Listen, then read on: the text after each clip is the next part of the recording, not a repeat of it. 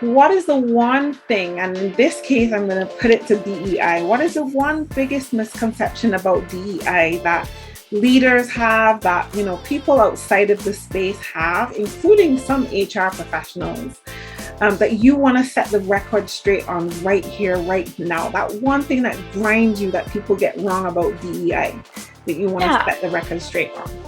I think that people think that it's fluffy or like unrigorous. Like, I think there's this sort of belief that it's going to be like kumbaya and, like sitting around, and there's nothing wrong with that. First of all, like, let's all sit around outside a campfire. But I think that it has rigor to it. And that doesn't mean everyone is practicing DEI in a rigorous way, but that there's an incredible wealth of practitioners out there who have deeply informed theories of systemic change, many of whom are working on the more analytical side, but also people who are just excellent at change management, at community organizing.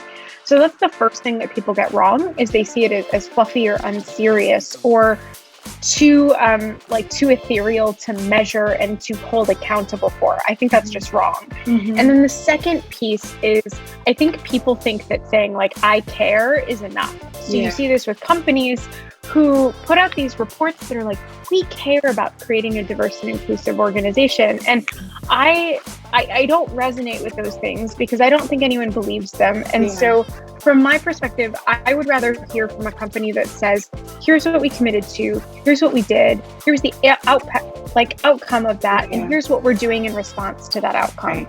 I think that is a much better way to communicate about this work. And I think if we were more intentional about communicating that way, I think it might solve the first problem. Yes, that is